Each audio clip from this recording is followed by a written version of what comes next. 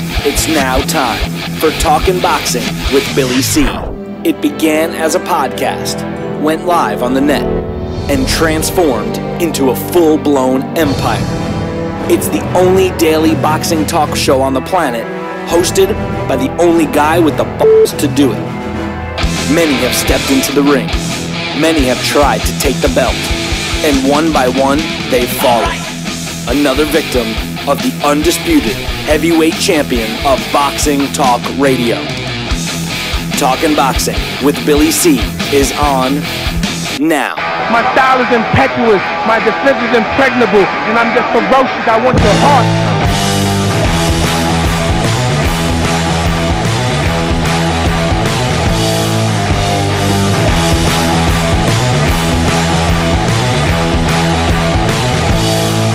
Coming to you live from the Billy C Studios in Lake George, New York. I'm Bill Calogero. It's time for the Billy C Show. Good morning, good day, good evening.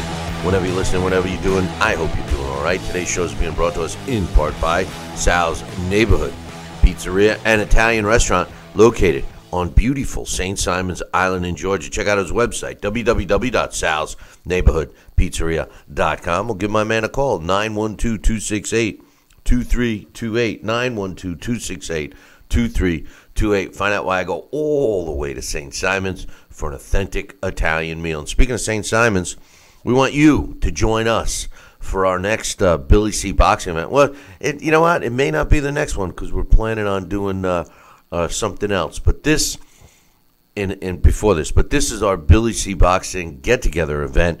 Our next one on St. Simons, September 13th, 14th, and 15th. We are going to have, you got it right, 3 days of activities. We're going to have a meet and greet with some former world champions and some other celebrities. Also a golf tournament, a fishing tournament, a fight night. We also have some things going on at Sal's for dinner. So you want to be part of this, drop me an email to get on the list. And we're going to start pricing. Now, the only thing that we're not going to include in our package is accommodations. And the reason is there's so many different choices on St. Simons and the surrounding areas. We didn't want people to feel that they were tied into staying at one place. But you can enjoy all these other things going on. And the majority of the other stuff will be taking place at the Sea Palms Resort. So you're going to love that. So get on the list. Make your plans now. It's a great place to bring a family. It's a great place to hang out with some buddies. We're going to have a good time. September 13th, 14th, 15th. Sounds like it's way far away, but trust me, time flies. Today's show is also being brought to us in part by my book, Tom Molyneux, From Bondage to Baddest Man on the Planet, is available right now where all good books are sold. And you can get a copy of this book right now while you're watching or listening to the show. Just go to barnesandnoble.com or amazon.com. You want a signed copy? Just go to the website, billycboxing.com, and click on the book. If you want multiple copies, don't worry about it. I love selling multiple copies. Just drop me an email, and I'll hook you up with a great deal. Billy@TalkinBoxing, TalkinBoxing.com.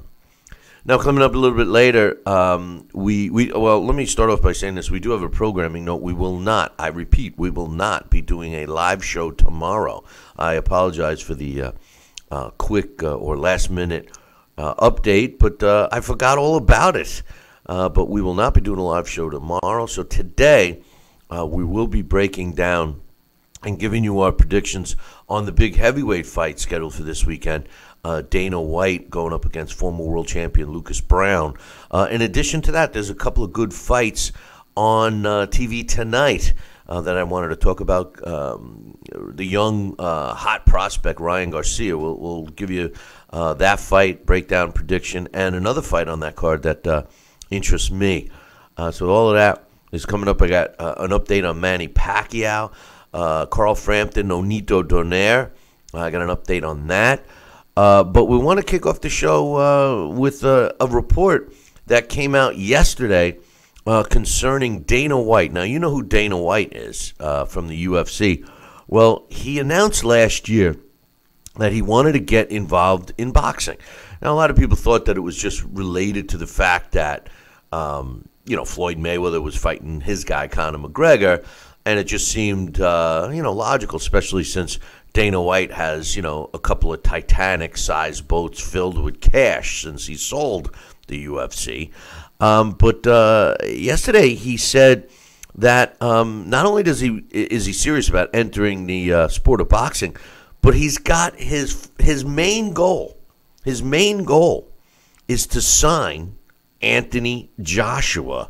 He says that he's in a position right now to make an offer to Anthony Joshua that would be worth over $500 million to sign the biggest face in boxing in Anthony Joshua. $500 million.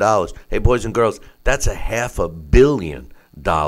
I've never heard those kinds of numbers being tossed around for a deal. Joining me right now from St. Simon's Island, and he actually is awake today, is my man Sal Rocky Senecola. Good morning, Sal. Good morning, Bill. Hey, how you doing? I had to wake up to revelry. There you go. Well, you are down south. You're in the south. Hey, listen, man. Yes. Well, thanks for the wake-up call. I appreciate it. That was yesterday. You were alive and well today, man. Hey, look. You can't see me, but I literally heard your signal, and man, that prompted me, and I don't know what happened, boy, but I was up and at him within 5 seconds. I was there. Hey, look, you can't see me, but I got the same shirt you got on right now. Well, actually, no. You don't give me the quality shirts. I just got it. Give you this shirt. I have this shirt for you. Yeah, I ordered it. Well, in fact, I'm meeting with my promo guy today. Let me know if you want me to discuss a mug with him. Yeah, I do. I'll talk to you about. Do me a favor. Give me a picture. Send me a produce. I already did. I already sent you a picture. Plus, it's my phone. I'm not gonna. Plus, it's on the website, and I sent you Jeremy's email. He's got it. But listen, what's your thoughts on Dana White? And I don't know if you heard. I didn't get a chance to tell you. No live show tomorrow. But what's your thoughts on Dana White getting ready to offer Anthony Joshua a signing? A contract to sign with him over $500 million deal. For what? To become his promoter. What are your thoughts? Really? A $500 million deal to become his promoter? Mm-hmm. Well, after taxes, it might only end up being like $250 million. But what do you think, man? Hey, if that's reality, first of all, in Anthony Joshua's position, let's look at it realistically, black and white. All right. How many more years would he like to stay in the game of boxing and reap the benefits of his talents? I think he's got anywhere between a 3 to 5 year good run. And how many millions of dollars can he get over that 3 to 5 years? I'm sure he could do very, very well. But if somebody was going to offer me, did you say $500 million? Yeah. Yeah. I feel like it was what was that show with Michael the Shagger whatever it was, that movie, you know what I'm talking about? Michael Meyer? Yeah, Michael Meyer, when he's Shagger whatever the hell it was called, Shagadelic, whatever. Powers?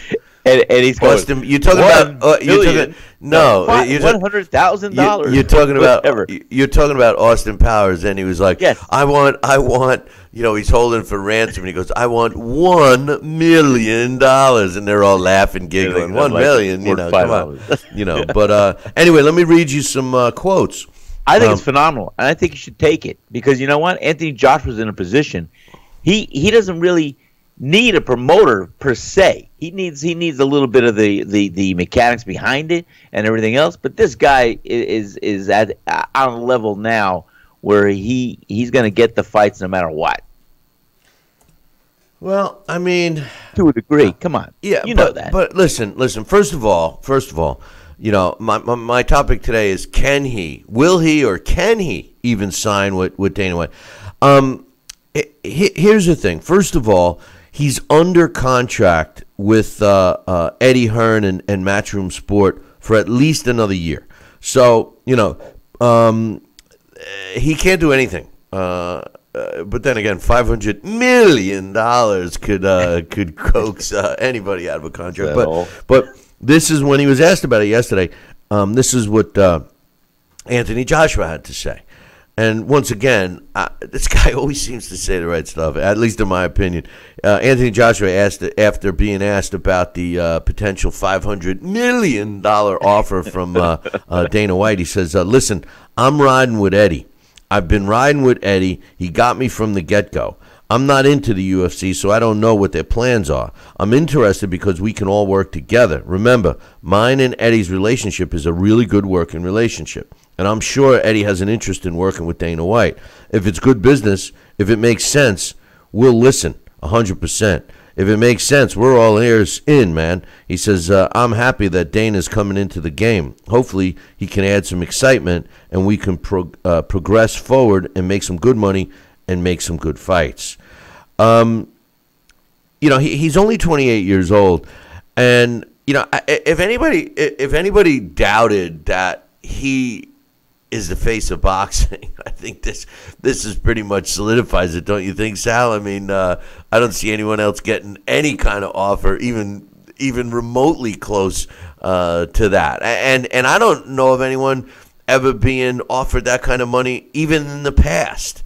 That would be the most outrageous, biggest contract in sports history if it were ever to come to fruition. I think what you're going to end up seeing is maybe Dana White getting his fingers into the sport, but I don't know if he's going to be able to get this guy. I don't know. It's a lot of money. What do you think? Well, I think it's a hell of a carrot to put in front of anybody, and but to put in front of Anthony Joshua, who we can definitely say we both acknowledge that he could be the face and the future of boxing. I mean, the guy's so polished. He's eloquent. He carries himself well. He's a respectful human being, and he's a loyal guy. I mean, look what how he is with his camp and everything else, and his promoter right now. That goes a long way and says a lot. Now, can they maybe merge or blend or have a combination of a dual promotion or something like that for maybe a little less than the millions, or would Eddie Hearn have a part of that $500 million as a merge or buyout? I don't know, but I think it's definitely something that we could look into. I just don't think I'd like to see a blend of MMA on top of a boxing card on that level. Well, I don't think it's a blend of MMA. I just think, listen, Dana White is a promoter. Whether he's a promoter, and we were talking about promoters in our blast from the past the last couple of weeks. Yesterday we were talking about Don King, something we forgot to mention because we ran out of time. Don King also promoted the Jackson 5 reunion or something like that. Yes, he did. And Bob Arum, he promoted music. There was a promoter, Kirchner, who who used to big rock guy, used to do rock concerts. He also got involved in boxing. I mean, music and the boxing business, promotional wise, has always been in parallel. Well, the UFC is a combat sport, so I mean, a promoter is a promoter. I mean, remember the Madison Square Garden, which a lot of people look at, especially in our business, look at as a boxing venue, started out as a circus venue. So I mean, promoting. Right. To be successful at promoting, all you have to do is be able to sell your product. And Dana White obviously knows how to do that. Look what he did with the UFC. So it's not like they're trying to get Anthony Joshua to fight in the UFC. No. But what they are doing is, that kind of money, that kind of an investment into a guy, as far as I'm concerned, just really shows you, how globally, how big Anthony Joshua really is. And talk about putting pressure on a 28-year-old. I mean, this guy's got the pressure of a sport on his back. And I tell you what, an offer like that really doesn't help Deontay's cause too much, does it? I don't think it hurts him. I think here, let's look at it realistically. I mean, Anthony Joshua is a unique individual, and he's a class above a lot of fighters out there today.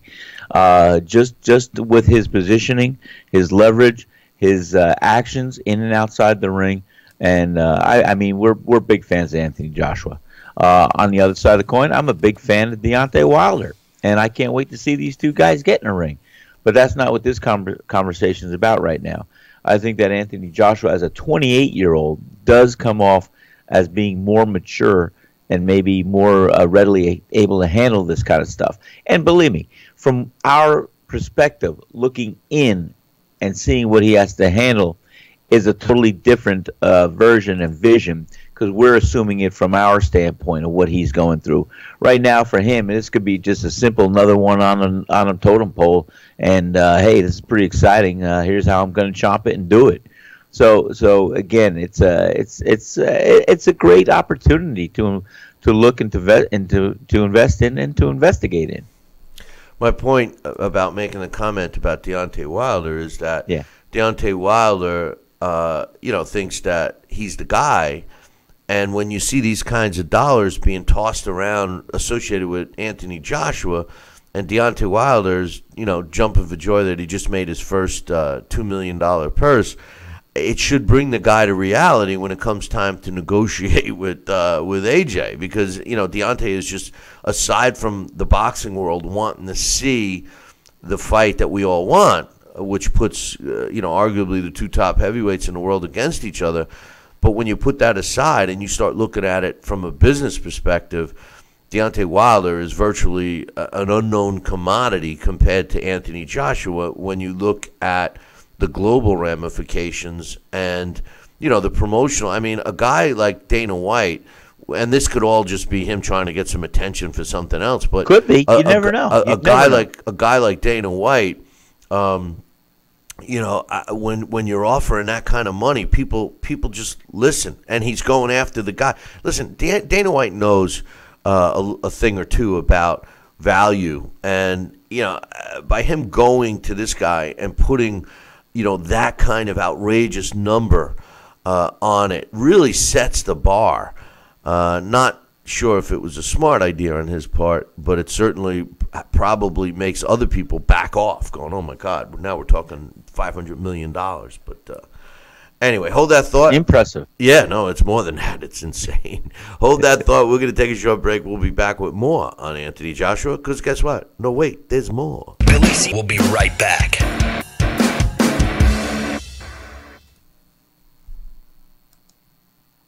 Broken air conditioning, $4,400. Failing refrigerator, $2,500. Don't let outrageous repair and replacement bills like these bust your budget. Get the First American Home Warranty Plan. And when a covered appliance or system breaks, we'll repair it or replace it for you. We had a high-end dishwasher go kaput. They put it in a brand new dishwasher. We have plans that cover air conditioning, most appliances, plus heating, plumbing, electrical systems, and much more. Plans start as low as $25 a month. Why let a major appliance or system breakdown bust your budget or go through the hassle of finding trustworthy service people? Last year alone, we saved our customers over $120 million. Don't wait until something breaks and you're stuck with a huge bill. We save a lot of money. It's absolutely worth it. If you don't have First American Warranty, get it. Call 1-800-946-6234 for your free no-obligation quote. Need relief from backaches and stiffness in your hips or down your legs? Then you need Dr. Ho's Back Relief Belt. The innovative technology works to support and decompress your spine. And now it's covered by Medicare. Every patient with back pain should be wearing this belt. Nothing gave me instant relief except for the Dr. Ho belt. Feel good while standing, walking, driving, doing housework, and while laying down. And now Dr. Ho's patented belt is available at our best price ever. It's even covered by Medicare. Order now and get the easy-to-use hand pump and back rehabilitation DVD free. You know, similar belts can cost you almost $1,000, but my belt won't cost you $500, not $300, not even $200. I will give you my special TV price. And remember, Dr. Ho's belt is covered by Medicare. If you know a friend or family member that suffers with pain, get them my system today. Help them live with less pain, be more active, and get back to doing the things they love. Give them the gift of health. Listen to this important message. If you owe money to the IRS, you will want to hear this. Penalties and interest compound daily on your back taxes, putting you under a mountain of debt. Tax 10,000 has years of experience connecting people with tax resolution specialists. Working through the IRS Fresh Start program, they will handle all the necessary forms, and if you qualify, you may end up saving thousands of dollars. Call Tax 10,000 at 800-773-4604.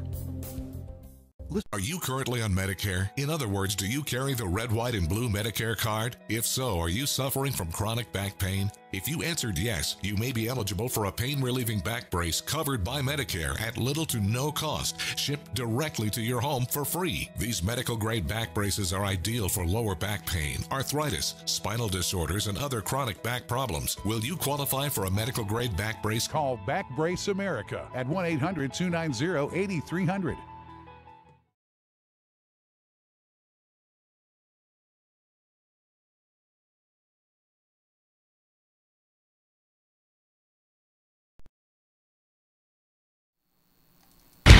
Check out BillyCBoxing.com now, or feel the wrath of the mighty mustache. Oh, that hurts! Why are you doing that to my face? I hate you! That's BillyCBoxing.com. Consider this your warning. Now back to Billy C. Interact with the show at BillyCBoxing.com. And we're back. You're watching and listening to the Billy C. Show. Glad you could be with us. And don't forget about being with us in September for our next Billy C. Boxing get-together. It's going to be the biggest one and best one yet. September 13th, 14th, and 15th. It's a 3-day event. Thursday, Friday, Saturday at the Sea Palms and Sal's. We're going to have a golf tournament, fishing tournament, a meet and greet, a fight night, all of that. And we got a great package together for you to include everything. Just drop me an email to secure your spot now. It's an invitation only, and you got to have a ticket, man. So drop me an email, Billy@TalkinBoxing, TalkinBoxing.com. Sal, I'm here with some more news on Anthony Joshua, because in case there's more? Yeah, there's more. In case y'all forgot, this guy's fighting at the end of the month next week, Easter weekend, actually. And wow. They were talking to him about his opponent. And, you know, all this talk about, excuse me, Deontay Wilder, you know, it's easy to start looking past an opponent. And Joseph Parker, although many of us don't believe that he's going to beat Anthony Joshua, it's still, it's not like he's fighting, you know, one of Deontay Wilder type opponents prior to Luis Ortiz. I mean, Joseph Parker happens to be a world champion, and he's beaten some decent opponents. So, you know, he sat down and was doing a couple of interviews yesterday, and he said, and I quote, this is Anthony Joshua, "I'm looking at Joseph Parker right now. You got to look and see how he boxes on the front foot and on the back foot. When he's on the front foot, he finds it difficult to land combinations. However, when he's on his back foot, he's performed much better. We're still in preparation, but so far so good. This is the first time I've manned up with my trainer and said, hey, this is what I think is working and this is what isn't. Can we make some adjustments?" Which is pretty interesting. He says, I'm looking to slim down for this fight, to come in around 238 or 239. But this isn't Weight Watchers. Nobody should go to camp focused on their weight. But if you do have to focus on that type of fight, but what you should focus on is that type of fight and the fighter that you're facing. Excuse me, I'm focusing on everything. Some people seem to think that all you need is a good right hand and a good chin. Like we might as well go to a club in England or America and find the biggest, ugliest guy and we can make him a heavyweight champ. To be a great champ, you need to work on your full game, which includes footwork, perfecting the jab, power, chin, everything. I'm talking about everything. The one line that he says, some people seem to think that all you need is a good right hand and a solid chin. That kind of sounds like Deontay Wilder to me, Sal, your boy. What's your thoughts on these comments? Well, you know, I'm going to tell you, whoever helps coach Anthony Joshua with his eloquent words and his, I mean, he says all the right things. Come on. He's either that special or he's got a coach or some good people advising him about that. I can't disagree with him anymore. I mean, here's a guy that humbles himself to understand the mechanics and the history of boxing and what it takes to look at an opponent that you're going to face and how to assess what his strengths are and what his weaknesses may be. And that's what he's doing. He's assessing. He's going to fight his style fight, and he's assessing his style versus the style he's going to go in the ring with next week and how it's going to play on the strengths and weaknesses and make some adaptations to conquer him. That's it. I mean, he says all the right things. What could I say, Bill? He's a very special guy, and I think he's got a long, successful career ahead of him if he stays on a straight track.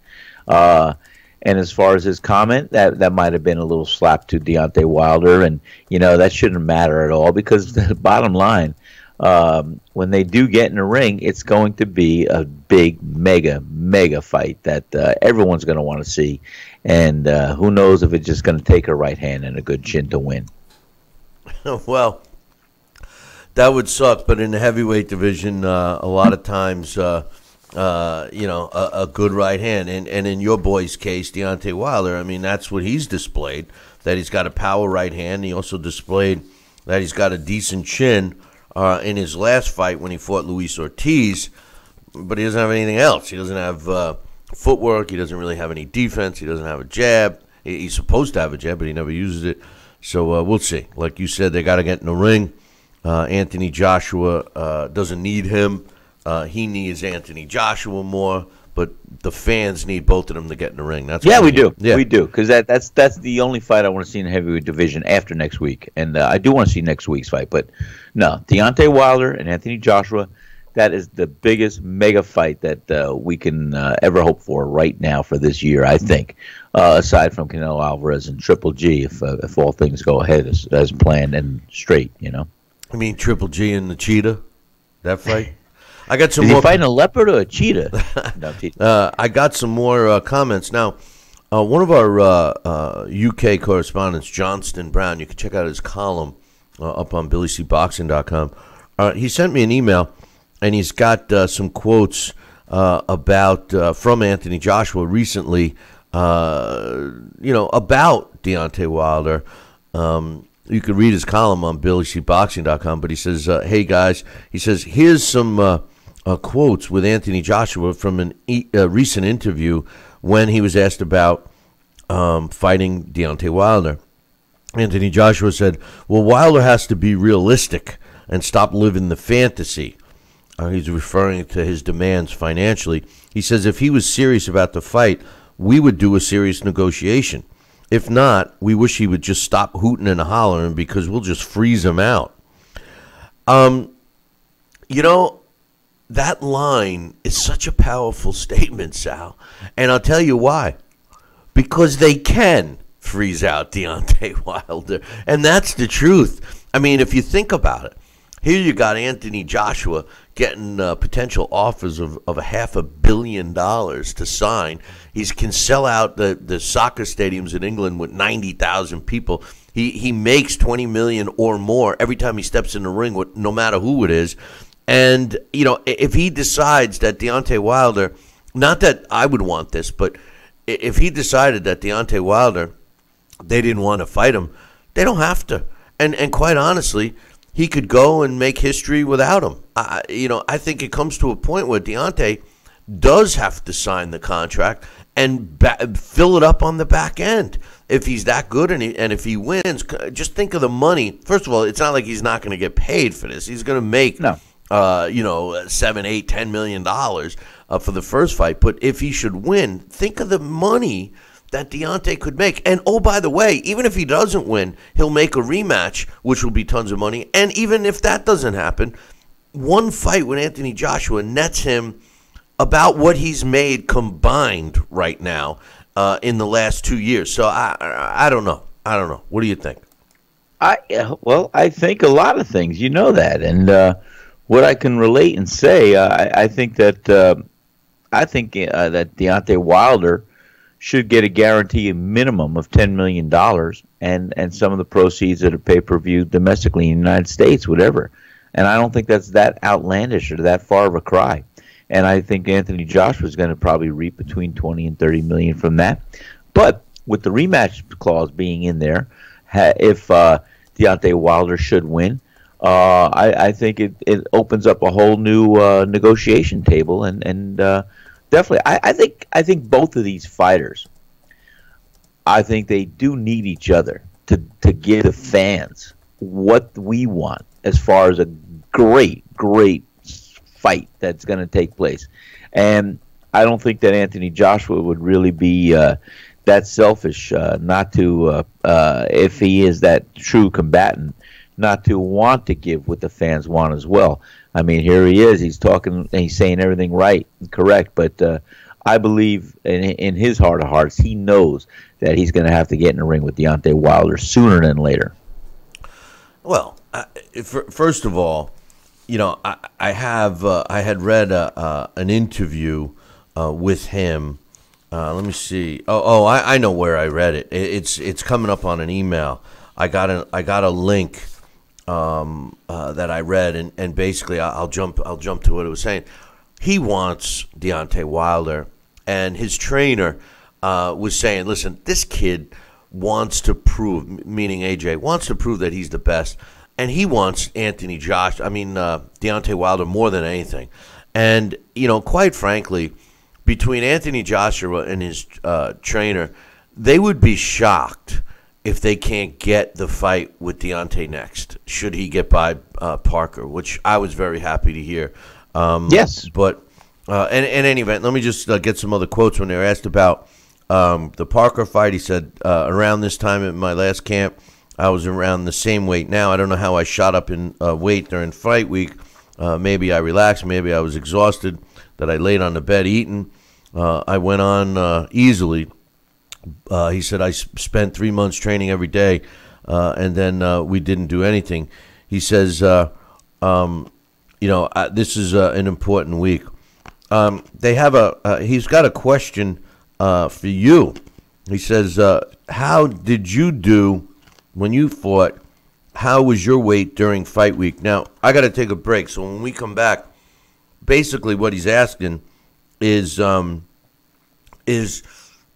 AJ said is that he was weighed a lot less, and then during fight week, and he was a heavyweight, so he never had to worry about his weight. He relaxed a little bit, and then all of a sudden he gained some weight before fight night. So he wanted to know, a question for you, how did you do with your weight during fight week? So as soon as we come back from break, Sal's going to give us how he did. And he's already talked about this before, but we'll hear what he's got to say today. We'll be back in 2. Billy C will be right back. Need relief from backaches and stiffness in your hips or down your legs? Then you need Dr. Ho's Back Relief Belt. The innovative technology works to support and decompress your spine. And now it's covered by Medicare. Every patient with back pain should be wearing this belt. Nothing gave me instant relief except for the Dr. Ho belt. Feel good while standing, walking, driving, doing housework, and while laying down. And now Dr. Ho's patented belt is available at our best price ever. It's even covered by Medicare. Order now and get the easy-to-use hand pump and back rehabilitation DVD free. You know, similar belts can cost you almost $1,000, but my belts won't cost you $500, not $300, not even $200. I will give you my special TV price. And remember, Dr. Ho's belt is covered by Medicare. If you know a friend or family member that suffers with pain, get them my system today. Help them live with less pain, be more active, and get back to doing the things they love. Give them the gift of health. This is important news for women using birth control medications and devices. If you or a loved one have been diagnosed with a pseudotumor after using one of these birth control drugs or devices, you may be eligible for a cash award and medical expenses. Contact the law firm of Davis & Crump right now if you or a loved one have used one of these birth control medications or devices and were diagnosed with a pseudotumor to see if you are eligible for a cash award and medical expenses. Call now. Operators are standing by. Hologram USA presents a proposal to all investors. Hologram USA is an innovative three-dimensional patented technology that shifted the paradigm in media technology. Our patented hologram technology that brought you Tupac and Coachella, Whitney Houston, Billie Holiday, and many more. is integrating live performances to bring your favorite past and present entertainers beyond your imagination. Invest in the patented technology before the banks scoop up all the stock. Invest in Hologram USA today. Hologram USA Flagship Theater, located on Hollywood Boulevard's Walk of Fame, is the first of many to come. Call now to be part of the explosive growth. Pick up the phone.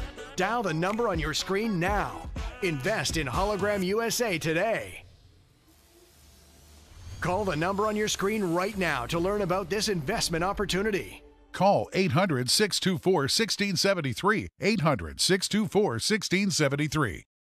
Are you currently on Medicare? In other words, do you carry the red, white, and blue Medicare card? If so, are you suffering from chronic back pain? If you answered yes, you may be eligible for a pain-relieving back brace covered by Medicare at little to no cost, shipped directly to your home for free. These medical-grade back braces are ideal for lower back pain, arthritis, spinal disorders, and other chronic back problems. Will you qualify for a medical-grade back brace? Call Back Brace America at 1-800-290-8300.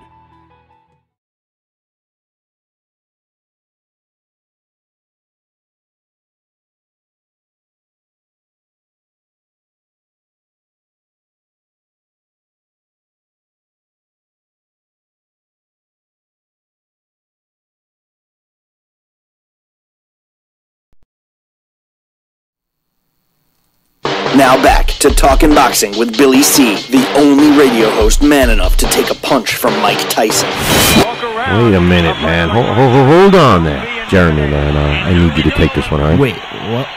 No way. I can't do this. Need I remind you I'm Billy C., damn it? Now put on that mustache and get in there. Hey, look at me. I'm Billy C. Crap.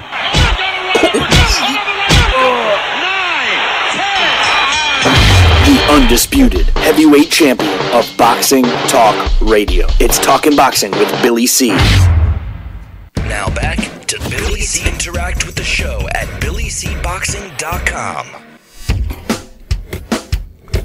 And we're back. You're watching and listening to the Billy C. Show. Glad you could be with us. And before we went to break, my emailer, Johnston, had asked Sal, what he noticed when he was training for a fight during fight week, that last week leading up to the fight. Now, keep in mind, boys and girls, that Sal fought in a weight class that wasn't unlimited. So I would assume, Sal, that it was a little more strict for you, no? It was a strict weight class. I mean, I started out as a junior lightweight, and it became, as I matured, my body filled out and it became more. And plus I worked out. I was ahead of a lot of fighters what they can do today. I was using Nautilus equipment. I was training with that. Full range of motion, stretching, negative and positive resistance. Loved it. I was running. God bless me with these quads that are probably could be on a heavyweight. So I have a lot of weight in my legs. But I think that my coming down and growing into a lightweight, I was perfect at 135-pound lightweight division. I go up sometimes spurging after a fight to 150, 160 pounds at one time. But I would always report to camp, and I would always be within a target range. I'd be under 145 pounds. I'd be between 140, 145, and the weight would just peel off. And by the time, sometimes, I would be actually going into fight week. Of course, when I started using, I won't plug the book all the time, but the Eat to Win, Dr. Robert Haas's formula, complex carbohydrates, that seemed to be the optimum, the perfect diet for me, because I used the complex carbohydrates at about 70%, 20% protein, and 10% fat. That was the fuel mixture that my body thrived on, and I could punch belt to belt for 10 rounds. And my conditioning, my training, the weight came off, and I did what I had to do. A few fights, I even had to watch out what I was doing, because I was actually coming down the week before to fight a little bit too light. I was 134, 133, and I had to, make sure that I would come in just around the 135 weight limit. I never failed to make weight in the history of my career as a amateur, professional fighter, and even as a wrestler going back to age 14. I always had to tear the weight off my body. Never failed making weight. Just had to have the discipline. That's it. Yeah, but during fight week, what was your procedure? I mean, it was more of a relax, right? During my procedure, okay.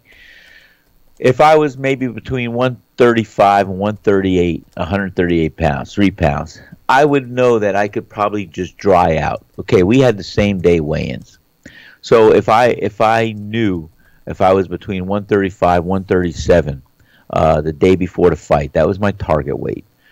Just by not drinking water or taking in any fluids. After my walker that day, 24 hours before I step on a scale, I was able to drop 2-3 pounds, and I never failed to make weight that way, and I kept my strength. I'd have bananas, baked potato, and Gatorade waiting for me after the scale. And like I said, I felt very comfortable. I'd peel the weight off, I'd train that, and I would get the weight within striking distance in my training camp between 1 or 2 weeks out from the fight date. And that's why it was easy for me to manage. And I knew my body better than anybody, so I knew what I had to do to make it. And I carried along my little scale that was balanced to a medical scale. So, it was right on, and it never failed me. Well, we always talk about, the scale. It doesn't matter if your scale is the best scale and the most calibrated. At the end of the day, you got to go by the commission scale. That's unfortunately the truth. But in any event, yeah, it's definitely different for a heavyweight. But it's definitely different from a heavyweight. And Anthony Joshua did come in overweight a little bit, I think. Did he look fat? Did he look fat to you? 260? Did he look? No, and he didn't look fat or anything. I don't know. Listen. I personally don't think they should do anything with AJ. He's coming along perfect. Eddie Hearn, one last thing I wanted to mention with Johnston's quotes here. He says, Eddie Hearn seems to be and is genuinely nervous ahead of the Parker fight. He says, I think that this fight against Parker will be AJ's toughest fight. He says, I'm nervous about the fight. He says, Anthony Joshua definitely has some vulnerabilities. He says, we know that he has vulnerabilities. He doesn't deny it. But then again, he's only had 20 professional fights. He's moving at a ridiculous pace, really, but you can't slow it down, not in this era of social media and so much popularity for the sport. This is the way the public wants it. He wants the biggest and hardest fights now, too. This is the buzz as a promoter in the heavyweight division. It's the danger zone. You can lose it all in one split second. Now, that is 100% true. And this, boys and girls, is the main difference between the careers and the paths of the careers that both AJ and Wilder have taken. Anthony Joshua has been progressed along, at least in my opinion, the right way. His level of opposition has been increased every step of the way until he got his shot, and it still has. His fight, you can make the argument that every fight that he's had, I mean, yeah, they slipped in the Takam fight, which was due to an injury to his previous opponent, but I mean, he's gotten better. We see improvements each time. We do not see that with the Deontay Wilder path. What we did see was accumulation of all of the doubts put to rest, in a sense, in his last fight when he finally was forced to fight a quality opponent. And you got to give him the credit for fighting Luis Ortiz, regardless of Luis Ortiz's age and issues he's had not fighting, et cetera, et cetera. At the end of the day, Wilder proved that he did win, and that's what's got him into the conversation, or I should say demand from us, the boxing public, to fight AJ. And I think that that's pretty much it in a nutshell. When you look at the two fighters, Sal, I mean, you can't argue, as much as you like your guy Wilder, you can't argue that he does not possess the same skill set as Anthony Joshua, but he's got the equalizer. He's got the bomb in the right hand. Well, I'll tell you what. I think that styles make fights, and Deontay Wilder is a tall, athletic type of guy. He's leaner. He's got. It looks like fast muscle twitch fibers. He looks like he's more of an athlete in a sense, where he can adapt and most likely succeed in many sports. The bottom line is he's now entrenched and taken up by boxing, and he is doing what his body's allowing him to do to prove that he can continue and to fight the best out there. He's got God-given power. He takes a hell of a shot. He's got the endurance and sustains a good level of conditioning. So he's got the foundation and tools to continue to succeed and win. I don't know. I think that they're two different athletes, and they both have their positive attributes, and they also have some things that they need to work on.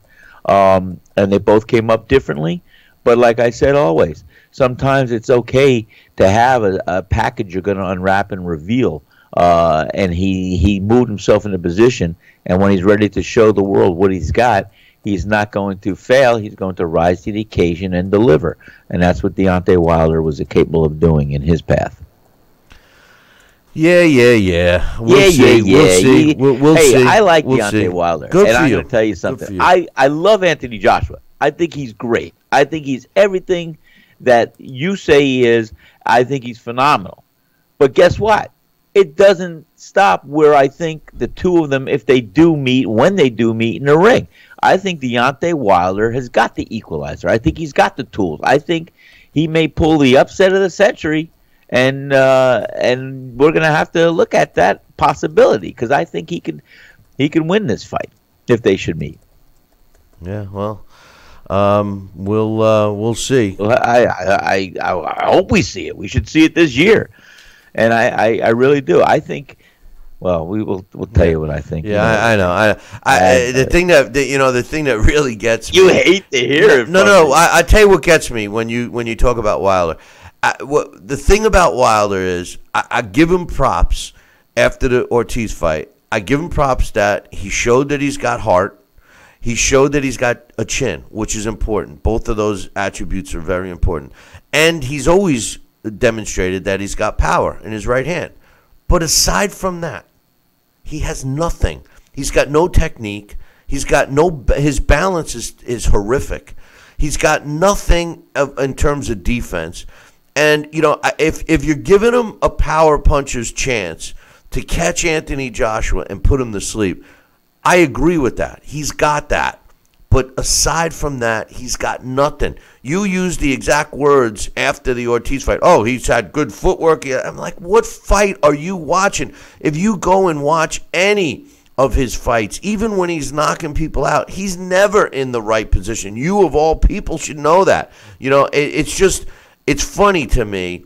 And I understand, I give the impression that he doesn't have a chance in hell against AJ, and your opinion is he's got more than a good chance. And I'm not denying that. I think that people read what I say wrong. I think that Deontay has a good chance against AJ because of his punching power. But if AJ can neutralize that, tie him up in a way, or keep him at bay, or just counter punch him, Deontay's in trouble. Luis Ortiz demonstrated how easy it was for Deontay to get hit with a counterpunch. The difference is Ortiz does not possess Anthony Joshua power. I don't know. It's a fight that has to take place to prove it once and for all, Sal. Well, it does. And like I said, when I said earlier, when he was facing, and not before the fight, but when he was going into the fight with Luis Ortiz, I said he just hasn't had the dance partner that's going to bring out his best. And I will continue to say, we have not seen the best Deontay Wilder yet. But while he rises to the occasion and he does fight to the level of his opposition, I think we will be introduced, and we will see the first times of a lot of things that Deontay Wilder does possess.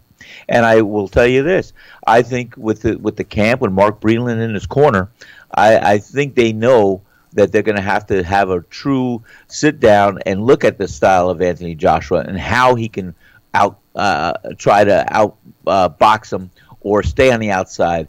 And it's going to be an orthodox fighter versus an orthodox fighter. And you may see Deontay Wilder utilize his jab and slip some punches and move out to the side and stay outside of Anthony Joshua's range. So what I'm saying and suggesting is we just have not seen the very best Deontay Wilder, because he's a kind of fighter.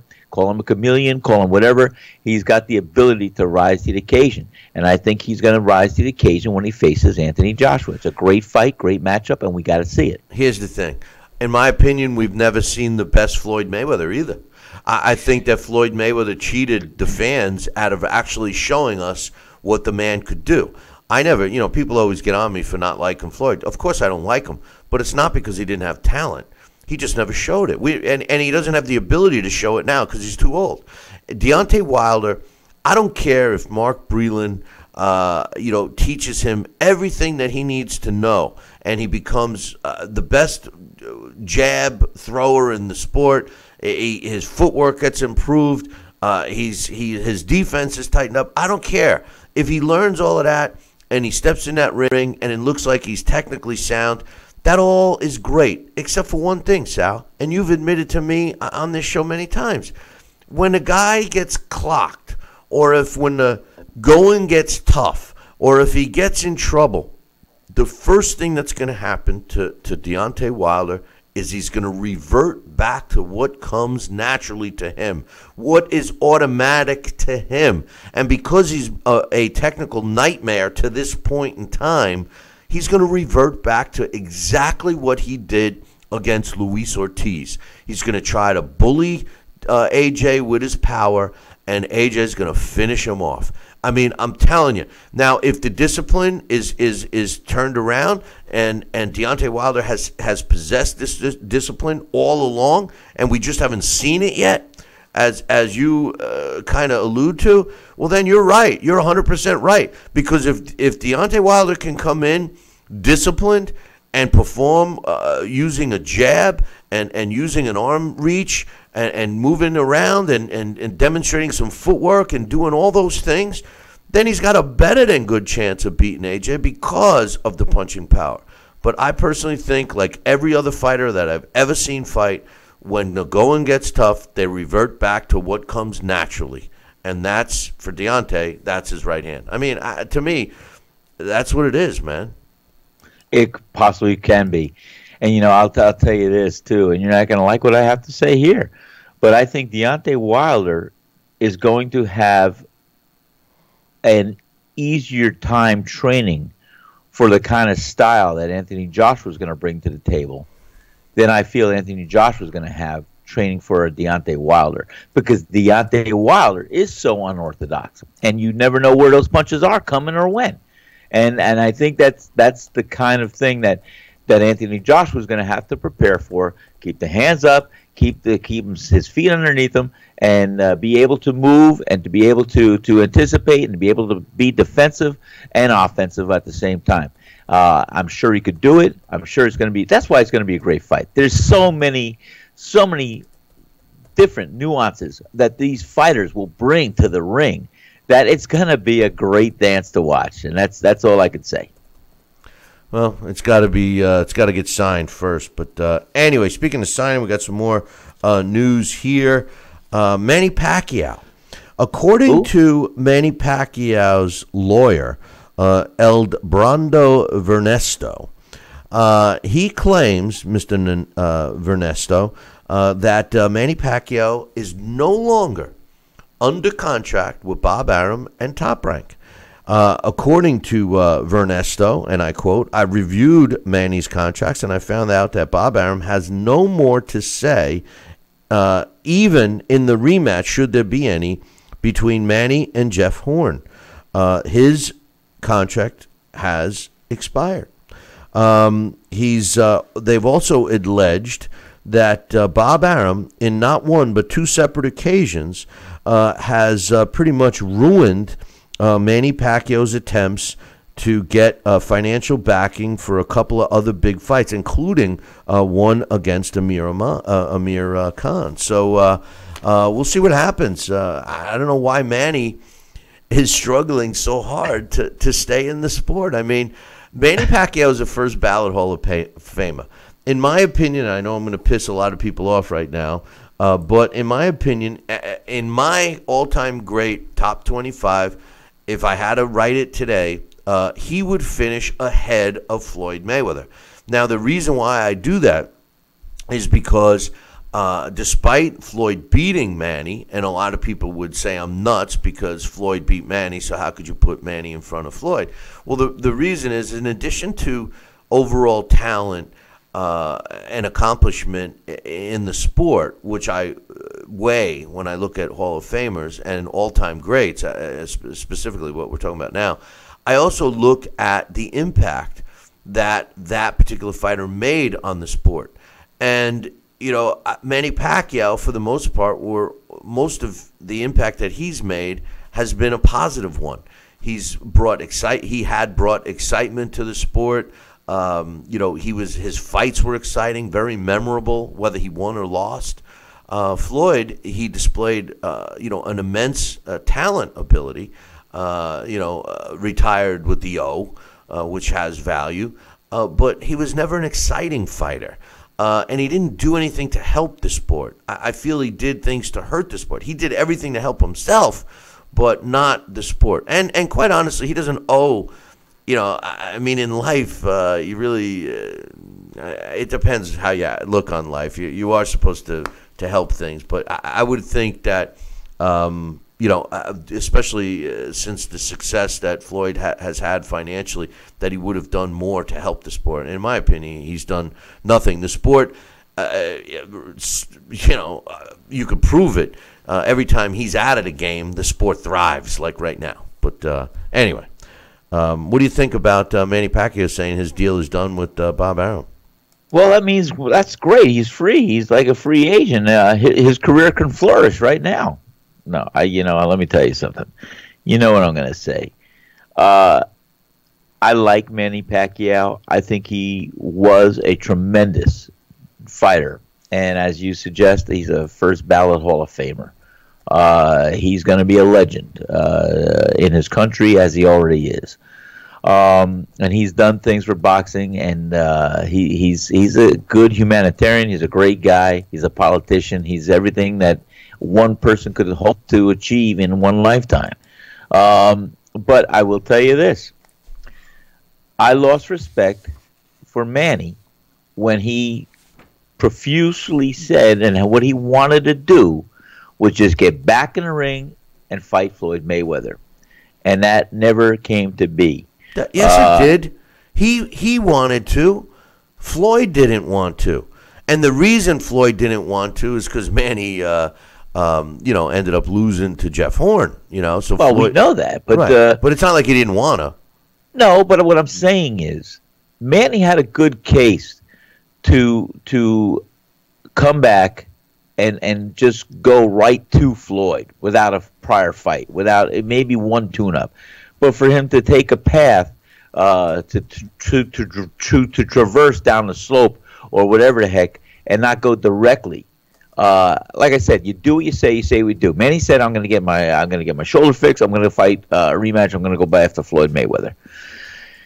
That should have been, maybe you should have had one tune-up fight against just somebody that we could test and see how his shoulder was. He did. But the bottom line, he did. He fought and won the world title. Remember, from Jesse Vargas. Right, I know that. I know that. But what I'm saying is, that should have been the Floyd Mayweather should have been the rematch that Manny shot for and should have done. Where did I miss in that along his pathway? Yeah, did he call out Floyd? Yes.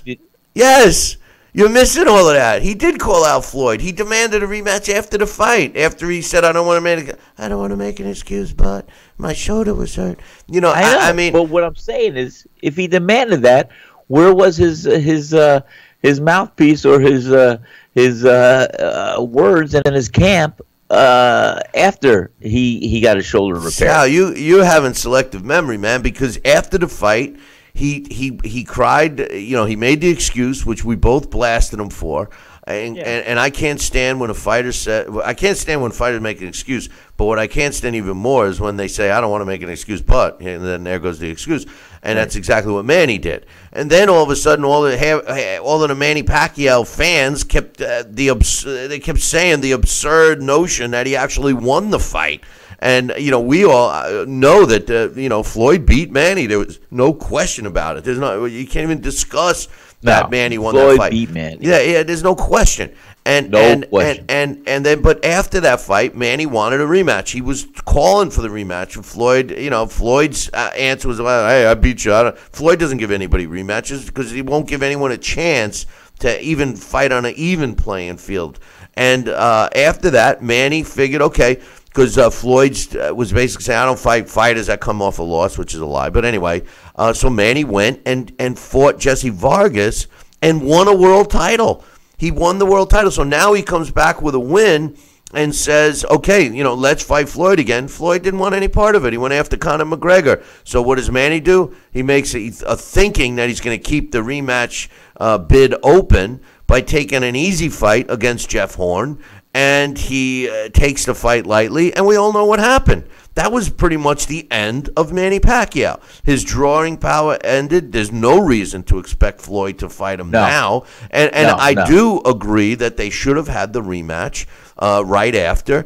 I do agree with Manny's team that after he beat and won a title that they should have had a rematch, and they didn't. But once Manny lost to Jeff Horn, now all bets are off. He doesn't deserve a rematch. And he doesn't deserve a rematch, but he also, I'll tell you what, maybe he should really consider retiring and going out the winner he is before he just stays around too long and he either gets hurt or he just becomes another rung in the ladder for a young buck coming up the ranks. I don't know. Yeah, well, listen. Jeff Horn, he already did it. Right, I mean, exactly. And Jeff Horn's no killer. I mean, you know, he's very limited, you know. But anyway, hey, listen, we're going to take a short break. When we come back, I got one more little bit of news, and then we got a bunch of emails to read. Then we're going to break down the fight. Man, we got so much to do and so little time. I'll be back in 2. Billy C will be right back. Part of the Billy C Boxing Network.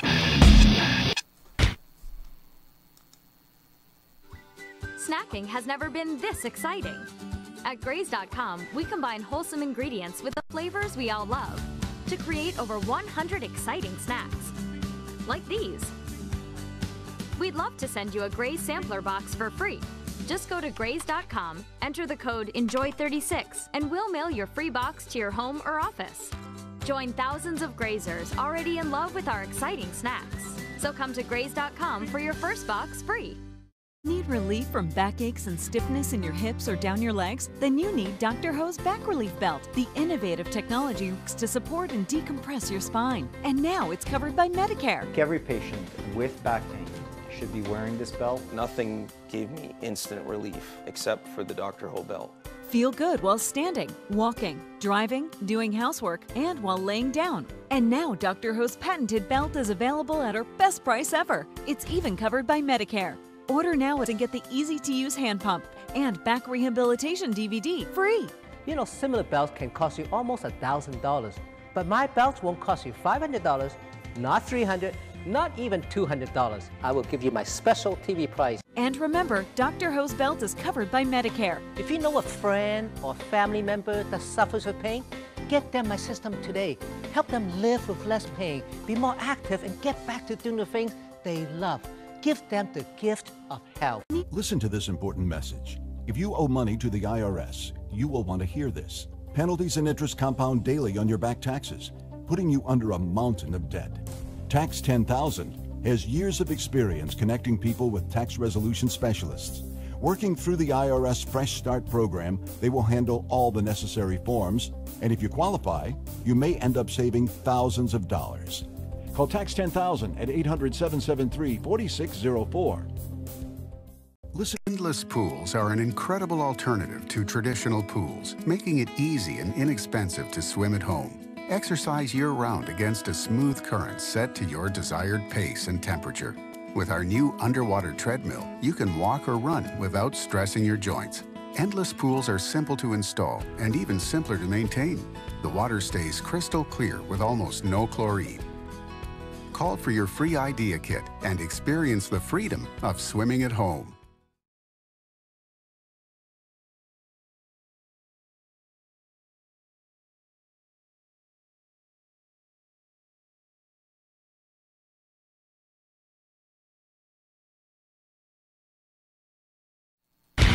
Check out BillyCBoxing.com now, or feel the wrath of the mighty mustache. Oh, that hurts. Why are you doing that to my face? I hate you. That's BillyCBoxing.com. Consider this your warning. Now back to Talkin' Boxing with Billy C. He may not have an Excellence in Broadcasting award, but the night's still young. And he's got martinis. So you never know what may be by morning. It's Talkin' Boxing with Billy C. Talkin' Boxing with Billy C. Now back to Billy C. Interact with the show at BillyCBoxing.com. Glad you be with us. We got some little bit of. They are fighting on April 21st. It's going to be a pretty decent matchup, in my opinion. They were the co-main event, but now they're moving up to the main event since the WBO featherweight champ Oscar Valdez had his jaw broken in his last fight.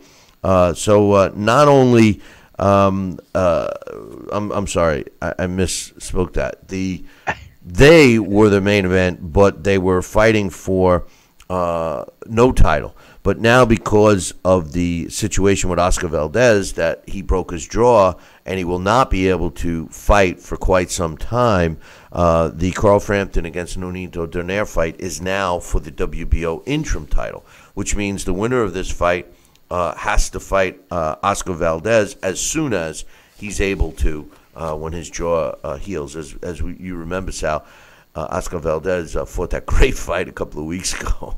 And you loved him. That's your style fighter right there, right? That's my style fight. Absolutely.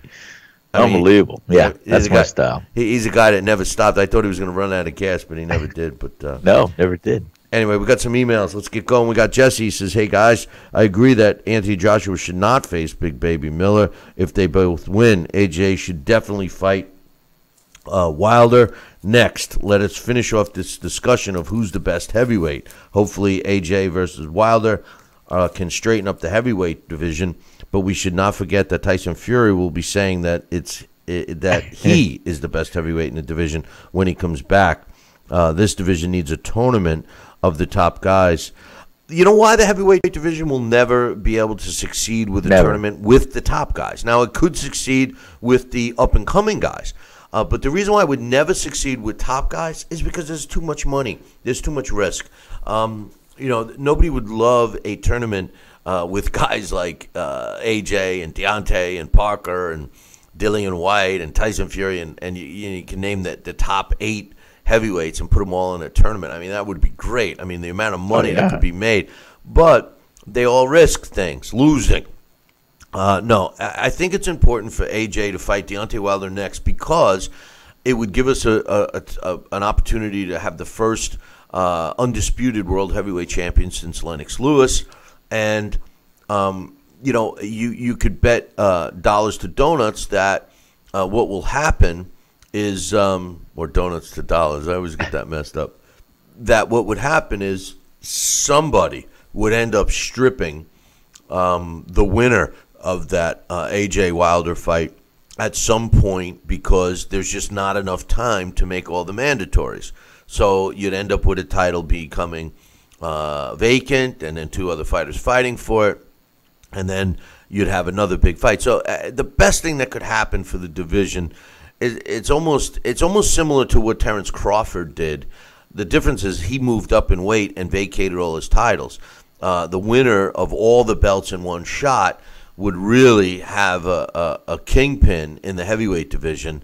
And I would love to watch the fights that would lead up to the fight to the opportunity to fight the undisputed champion. You know what I'm saying, Sal? Like all those other fighters would be in line trying to fight each other to get that shot at the undisputed champ. Those would be the fights that would be outrageous to watch. Be like wildfire. It would be great, and that's unfortunately that's the old ways of what I remember boxing being when I was growing up. All the guys on the rungs of the ladder would fight each other to prove that they were the best and deserving of a world title shot against the champion. Jesse says Canelo versus Triple G should happen, but I agree that the failed drug test does damage the fight because there's going to be excuses from both fighters. If Canelo wins, then he cheated, and Triple G doesn't take the fight. Then then he cheated. If Triple G doesn't take the fight, then Canelo's going to say that Triple G is avoiding him until we get real concrete evidence what the failed drug test reveals. He wants to know if I'm going to watch the fights tonight with Ryan Garcia. Yes, of course I am. But there is no live show tomorrow. As far as the Canelo Triple G fight, my biggest hang-up with this fight isn't the fight. I've never not been a fan of Canelo, and I absolutely love Triple G. My hang-up with this fight is that the powers that be, and in this case, the spineless, gutless piece of garbage named Bob Bennett at the Nevada State Athletic Commission, is not doing the right thing. They're letting money get in the way. The right thing here, if it would have been anybody else, you test positive, you're done. And the Nevada State Athletic Commission is buying into this meat thing. They're not blaming Canelo. They've tested him. He's been clean since. So they're going by that, and they're sticking to it. Triple G was just frustrated when he came out and said what he said, but it doesn't mean he said the wrong thing, because I think that if the powers that be truly want to have a clean sport, Sal, then somebody has to be made example of. And there's no one better, in my opinion, than Canelo. Well, I mean, it would make a statement that would resonate for a long, long time. And until the next big thing came across the wire, and we'd be discussing that. But, yeah, it would be. I mean, if Triple G said, hey, he's already a cheater. He needs me more than I need him. I'm going on to other things. It would be a slap, and it would be hard. And if the commissioner came down and said, hey, we can't allow this, you're going to be banned for boxing for 1 year, maybe that's the title. Maybe that's the punishment, that any fighter caught would disrupt his career and the momentum or lack thereof. If they get caught with using some illegal substance, they've got to be banned from professional boxing for 1 year period. 1 year's period. And that's my point. A statement where you take a big name and make them pay the same consequence, that will resonate. It will. And you want to watch. You want to watch either how they're going to try to get around it, or how they're going to try and have concessions, or how they're going to just be adamant and say, hey, this is the rules. The rules are rules, the laws are laws. And the bottom line is, you're not going to change this law. You get caught using dope or something else, boom, you're done for 1 year from the date that you were discovered or found out that you were using this substance. The thing is, that's it. The other thing is for young fighters to see that Canelo gets away with it, and they say, wow, he's with Golden Boy. They have all this juice. They have this power. So once they sign with these bigger – see, these promoters, Golden Boy is actually creating a problem for themselves, because by letting Canelo get away with this, and I'm not saying Golden Boy is, but by the powers that be, the gutless, spineless piece of garbage, Bob Bennett, by him letting Canelo get away with this, the message that it sends is, hey, Golden Boy, and you can cheat a little bit and not pay the consequences. I'm sorry, but that's the truth. That gets caught and they get away with it, they're going to get special treatment. I don't know. That's what it seems like to me. But anyway, we got another email. This is from your buddy Joel. He's got two comments here. He says, I was curious if you guys think that with HBO picking up White Brown Saturday, that's a positive sign that HBO is going to pick up more fights, even if they're international fights. HBO has been disappointing with their lineup as late, with the cards are far and few, and I'm hoping you can provide more insight on what you think about this. I think I'm surprised at HBO, but I also think that they might be in don't fire until you see the whites of their eyes mode. I think they are going to make a strong play for Anthony Joshua after the Parker fight, and I think they're just keeping that chest full of money available, Sal. Yeah, you hit on that a couple weeks ago, and I can't agree with you more. I think that's what's going to happen, and we'll hear what's in the chest probably next week. He says another point he's got here is with the postponement of the Billy Joe Saunders-Martin Murray fight, I was curious if you think Murray is a credible opponent for Billy Joe or expect Billy Joe to have an easy time with Murray. Murray's a big middleweight and was game for most of his fight with Triple G until he got stopped late in their fight. It depends what Billy Joe Saunders shows up. The Billy Joe Saunders that we saw fight in his most recent fight impressed the hell out of all of us. None of us gave him a chance against David Lemieux. And he proved that he can box and stuff. But again, the fight I want to see with Billy Joe Saunders is against the winner of Triple G Canelo or just Triple G. If I was Triple G, I would have walked away from the Canelo fight because of the PED positive test and would have went after Billy Joe Saunders. But that's me. He also says, with Joshua Parker fight happening on Easter weekend, I was curious if you were thinking of doing a post-fight show for that. I would certainly tune in. We want to do the post-fight shows. The post-fight shows are most successful thing. I mean, we love it. I just been waiting. I got other things in the stirring in the pot right now. So I've just been holding off. But you're right. That particular fight, we probably should consider that. We'll let you know, Joe. He says Ryan Garcia's fighting tonight on an ESPN card. Do you think he's one of the bright spots in boxing today? I'm very high on him. Me too. I'll get to him in a second, Joel. Thanks for the email. We got another one here, Sal. I got a bunch of them. I didn't realize we had so many today. This one's from Jonathan from the UK. He says, I know, okay, this was the email. I read this link. He said, I know there was a lot of talk about Joshua ducking Wilder and after Parker. I personally think a lot of what Hearn is saying at the moment is an attempt to promote the White-Brown fight at this weekend. There's been quite a few articles about Joshua against White on this side of the pond, too. I think Eddie Hearn is doing what any promoter should, and he's promoting his event. I've sent you a link to an interview with Rob McCracken, who I feel always gives a balanced interview. Is definitely the man Joshua trusts the most. In fact, he's the guy Joshua said in his last interview was the most important piece of equipment he needs to fight, which is his training. He says, give my regards to my man Sal and keep up the good work. I did happen to read this interview, Sal, and Rob McCracken said, now, first of all, Rob McCracken isn't just successful with AJ. He was also the guy responsible for Carl Froch's success and all of Great Britain's boxing amateur program. He's very into it. But one of the things that he said that I mentioned earlier is that to fight Wilder is all that's on AJ's mind. So, that's a good thing, Sal. I mean, you've said many times, and I agree, that at the end of the day, it's up to the fighter, right?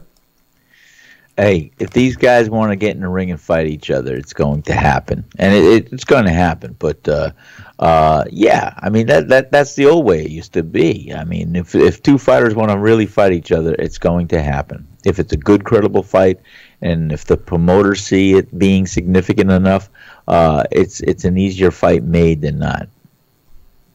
I think it definitely is an easy fight if the two fighters want it. Well, that's what I'm saying. Yeah, it's an easier fight made than not. You have to hopefully have the promoters in line with it. But even if they're not, the fighters insist, hey, guess what? I want to train. I want to fight this guy. It's hard to say no. No, I know, but I mean, do you think that the promoters' greed is what gets in the way? The promoters' greed does get in the way, and managers sometimes. They see some things that the fighters don't. But the truth of the matter is, when two fighters really want to fight each other, and it's a significant fight, there's no reason beyond a shadow of a doubt why that fight will not be made. Yeah, I agree with you 100% there.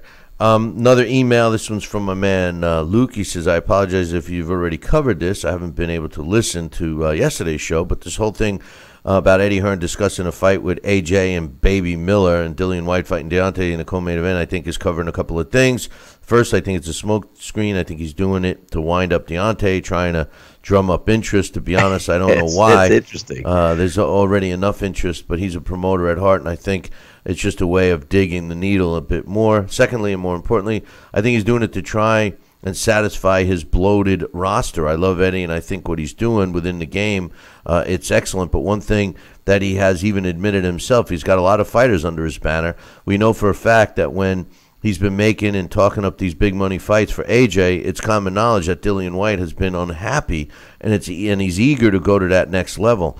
As you said, he's not exactly show nor done too much. He hasn't shown or done too much since he lost to AJ, but I think that the statement that Eddie put out the other day was just his way of trying to satisfy Dillian, and of course his new signing in Big Baby Miller. I do totally agree with you, though, that should AJ get past Joseph Parker, him and Wilder is clearly the next fight. I just think he's playing a game. I could see that, and we saw with Al Heyman, Sal. You know, he signs 300 fighters, and, you know, you can't keep – if you're going to sign so many fighters, the reason why a fighter signs with a promoter is to stay busy. The hardest thing in boxing is to stay busy, to get the meaningful fights, to get fights that can pay decent money, et cetera, et cetera. So the more fighters you have under the banner, the harder it is to keep everybody happy. I mean, that's the truth, Sal. Yes, no, it's true, big time.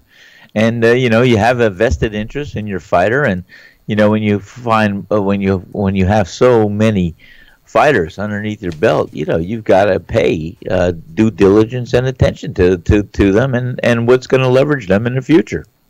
You know, like I just said in the chat room, don't forget we got Super Chat available. You know, I got talked into it and nobody uses it, but I'll use it. Where is it? Use it. Yeah, go on to YouTube. You know, nobody wants to see, but Jarrell Baby Miller is a fraud. I mean, I don't care how good he could become, but at this stage of his career, he does not deserve to fight anyone along. Forget about AJ.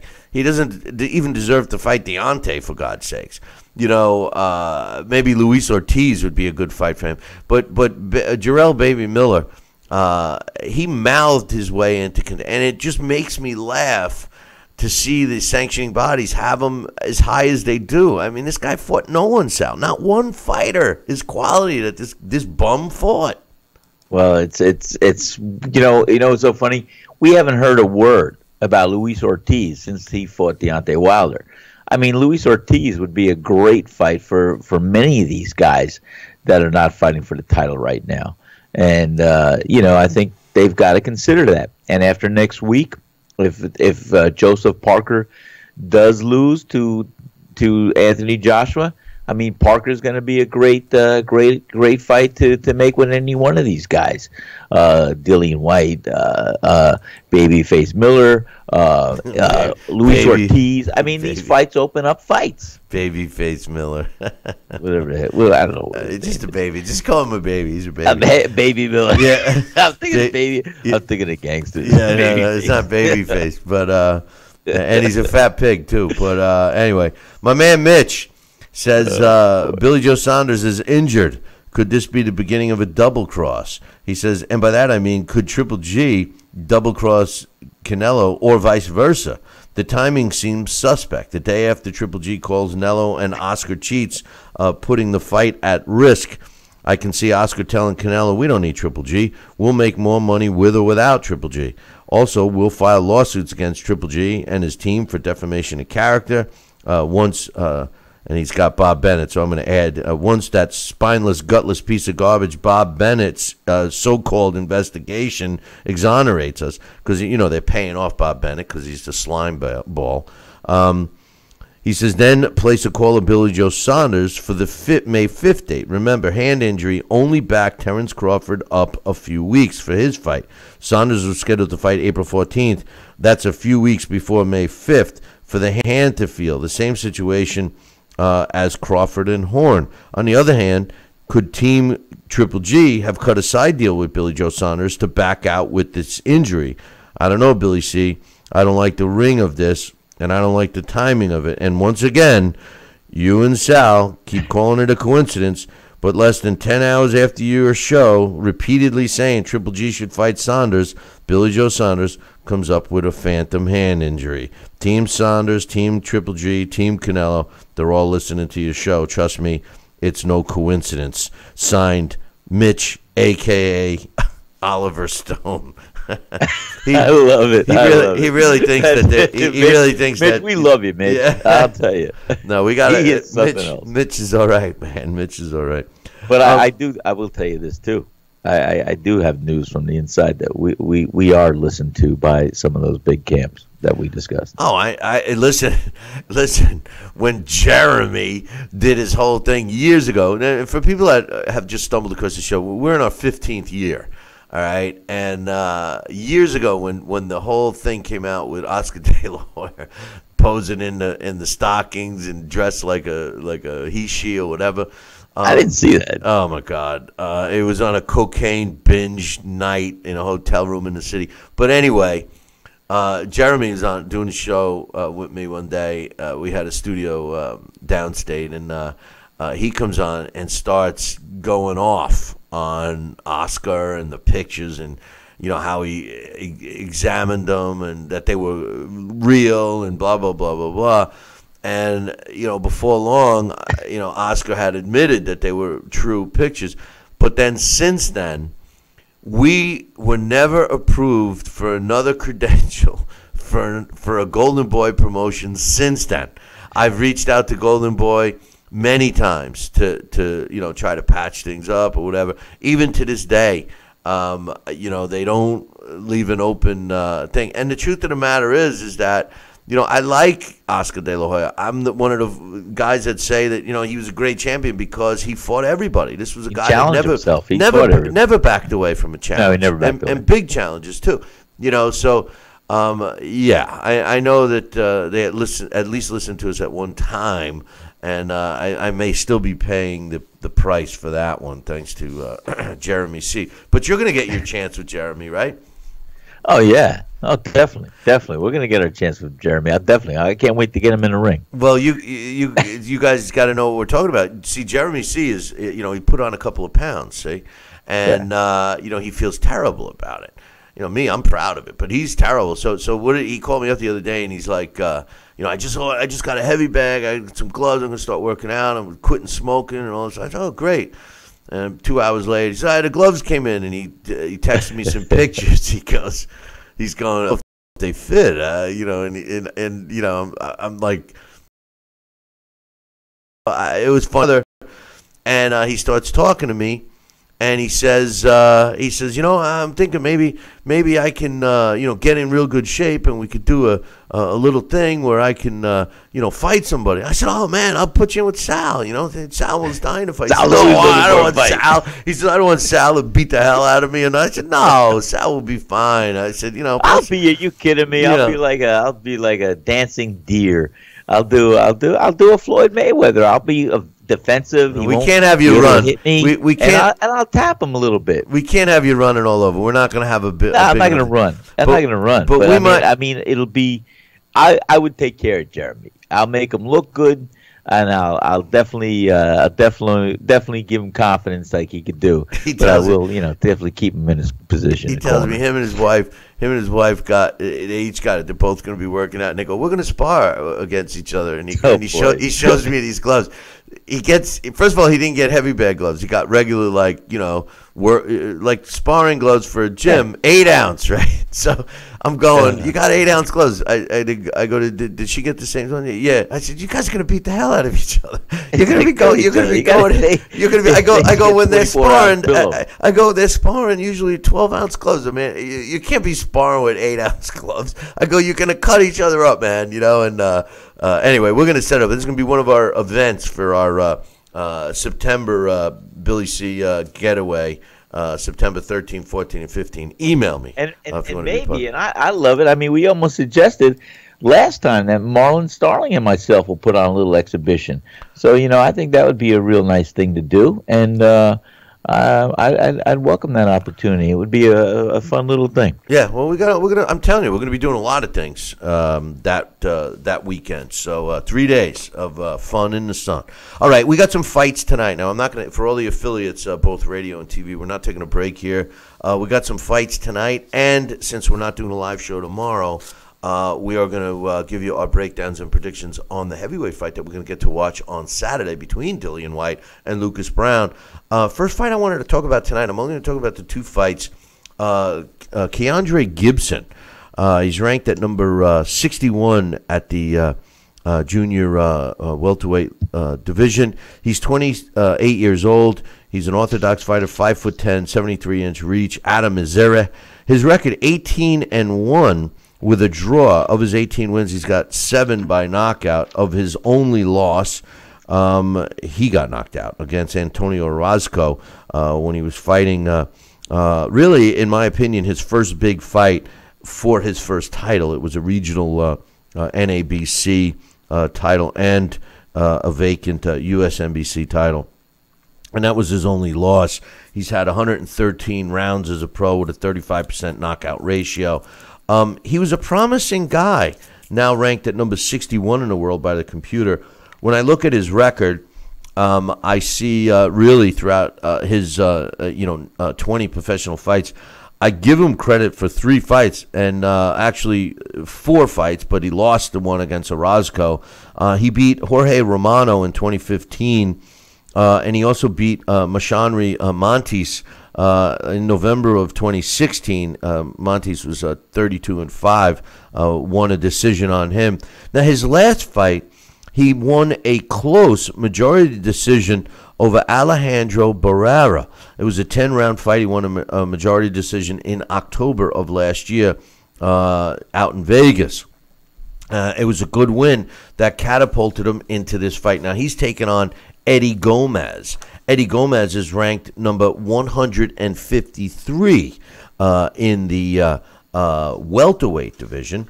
So, he's by weight a bigger guy, but by height, he's given up 3 inches because Eddie Gomez is 5'7". He's 25 years old, 20 wins, 11 by knockout, 3 losses in which he was only stopped 1 time. Very similar with the amount of rounds he fought as Gibson. Gomez has 117 rounds under his belt, where Gibson had 113. When I look at Eddie Gomez, he had 5. When you go back to 2012 up through 2014, he had a string of fights, 5 in a row, that really put him in the discussion. Luis Hernandez, he beat John Javier Gomez, Luis Hernandez again, Steve Upshur Chambers, and Daquan Arnett. And they were all good fights against good opponents at the time that he won. Then he stepped in with Francisco Santana and lost. It set him back for a little while, but he got back on the winning track. I got to see him ringside for a couple of fights, Jonathan Batista and Dennis Duarte. I was ringside for, but he lost to John Carl Sosa. Rashid Ellis when he had his shot at a regional title. And he came back with 2 fights. The one I saw at Turning Stone was not exciting. He went the distance with Doughty. But in his last fight, he lost a close fight with Alejandro Barrera, the same Alejandro Barrera that Keandre Gibson won in a close. The same. Oh, and by the way, Eddie Gomez ranked 153 at welterweight. How do I see this fight going? Well, Keandre Gibson is more of a boxer.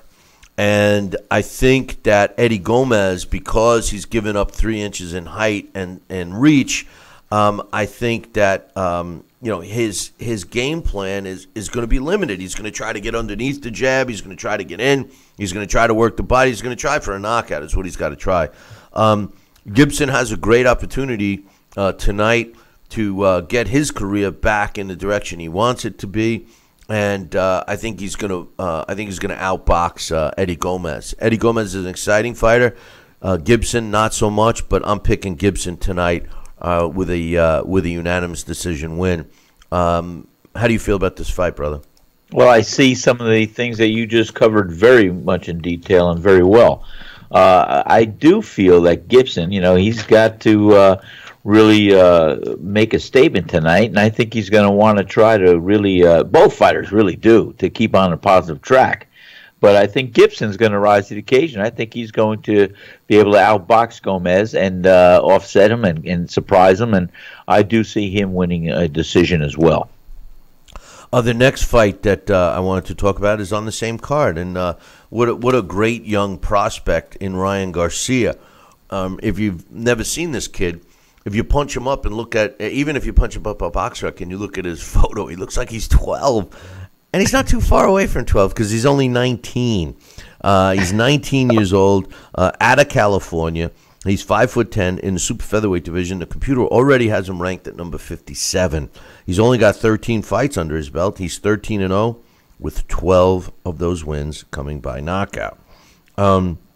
He had a very successful amateur career, 215 wins and only 15 losses.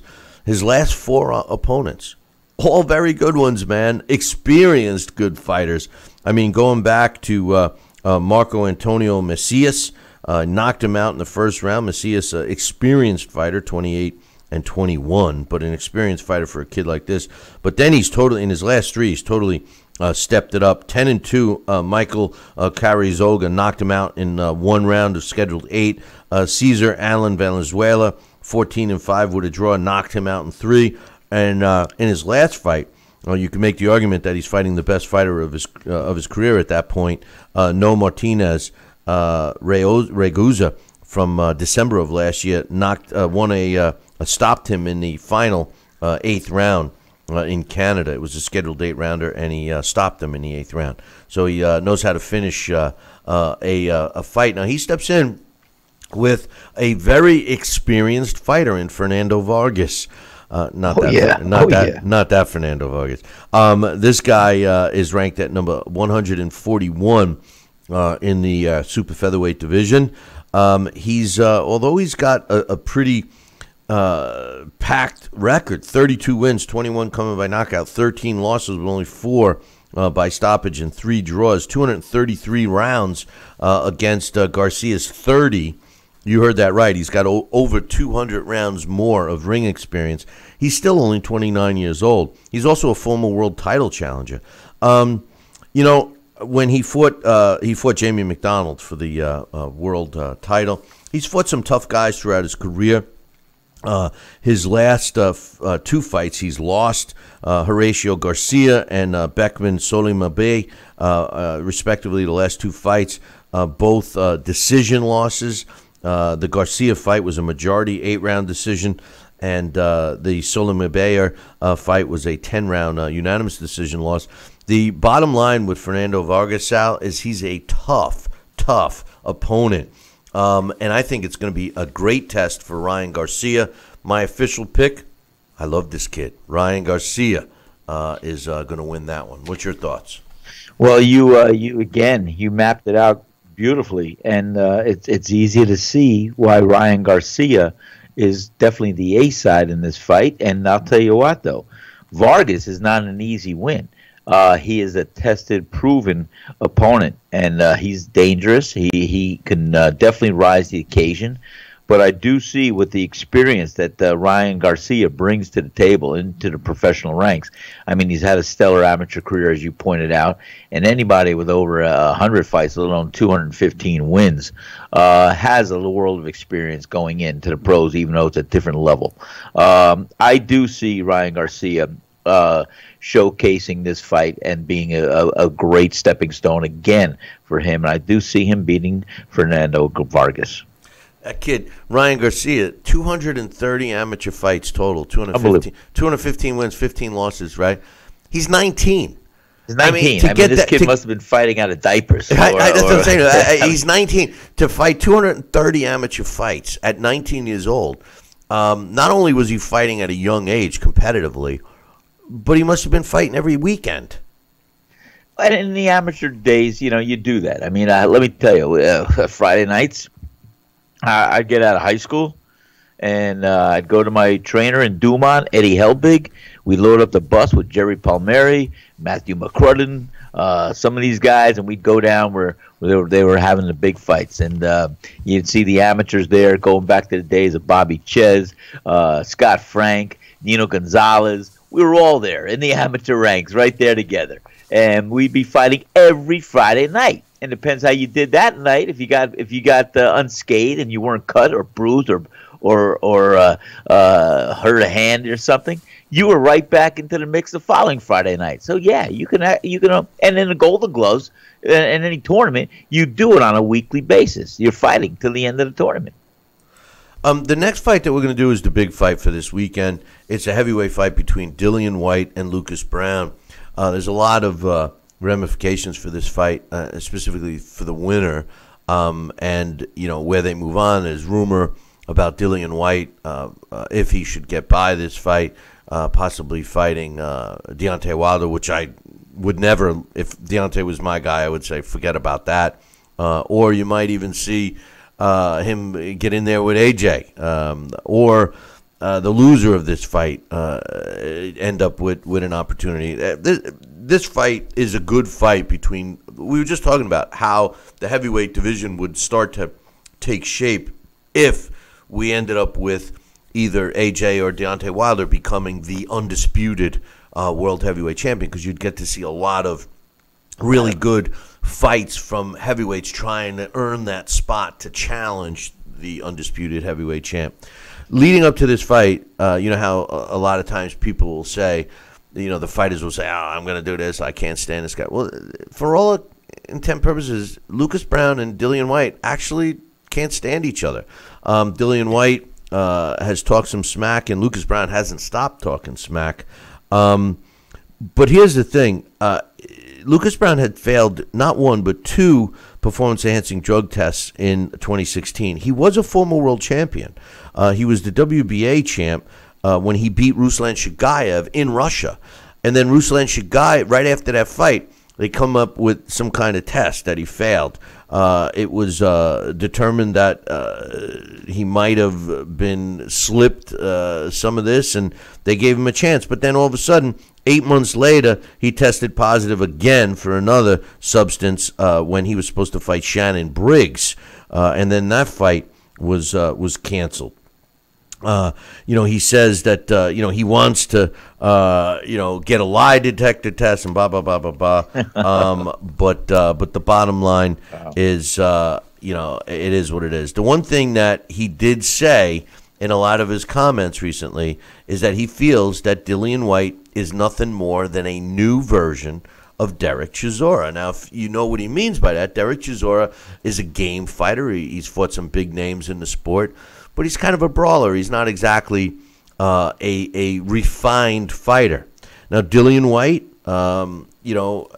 well, let's talk about Lucas Browne first. We're in the middle of talking to him. I don't know why I mentioned Dillian Whyte, but Lucas Browne, former WBA regular world heavyweight champion, currently ranked in the heavyweight division at number 15. He's 6'5", with a 77-inch reach. He's 38 years old. He's undefeated. He's yet to lose. And by the way, the interesting thing in Lucas Browne's defense is that although he tested positive, when both times when they were looked into, when it was investigated, neither one of the fights, the second time the fight never happened, but the fight against Ruslan Shagayev, the result was never changed. A lot of times if they determine that there was some shenanigans going on, they'll change the result to a no contest. That never happened with Lucas Browne, but the WBA stripped him anyway.